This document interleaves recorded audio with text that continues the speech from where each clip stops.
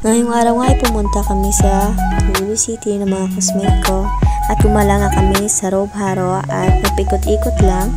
Tapos bumili nga kami nito ng ice cream kasi ginutom kami at ngayon na binidyohan ko sila kasi natatawa ko sa mga mukha nila char. At nag-ikot-ikot nga kami dito sa my grocery kasi titingin daw sila kung ano ang mabibili nila.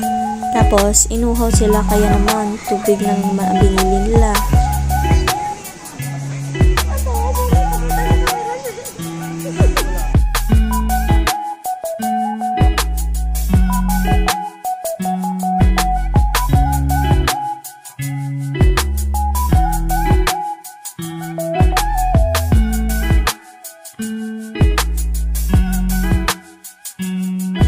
Naboring nga kami kaya naman nagkaayaan kami na pumunta dito sa may Festibok Iloilo at minsan lang kami pumunta dito kaya naman nilubos-lubos na namin at habang nga umaakyat kami napaikot-ikot ako dyan tapos pinifeel ko talaga yung hangin. Uy! Saan ka dyan? Opak ka na dyan.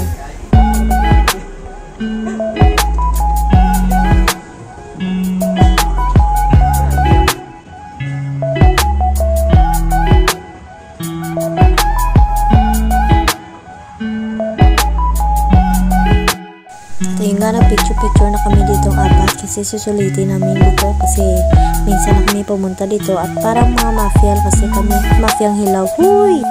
Ayun nga, pinas-forward ko na para mabilisan na kasi ang tagal-tagal namin picture dyan eh. Napakaganda talaga dito ng tanawin. No? Kitang-kita naman talaga gano'ng kaganda itong Iloilo City. City of Love. Sana all my love. Ay, bangga. At pumunta kami dito sa ibaba kasi gusto namin talaga makita kung gaano talaga maganda ito eh.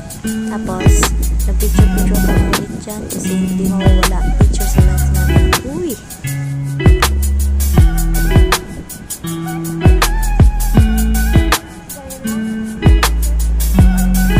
Nag-aya dito si Catherine na mag-tiktok kami kaya naman pinas-forward na kasi matagal kami nag-tiktok lang. Ilang take kasi yan kasi itong si Diro naman hindi makontento sa isa.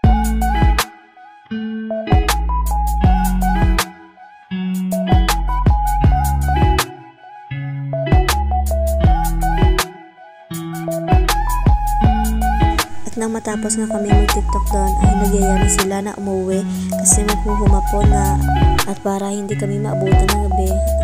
At saka nagpalit ako ng damit dyan kasi napakainit talaga guys. Sa totoo lang. Ngayon nga, tumawid kami ng daan. Nagmamadali na silang umuwi. Bago niyan ay dumaan muna kami dito sa may Robinson Pavia at nanood muna kami dito ng program kasi maraming tao. Kaya naman pumunta kami sa itaas.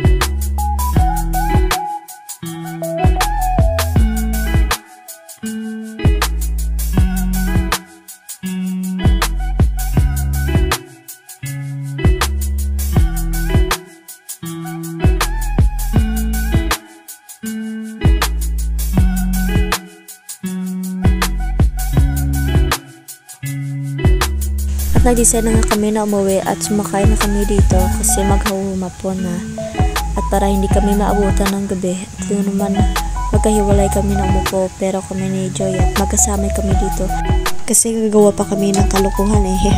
Ayun guys, bye bye sa inyong lahat.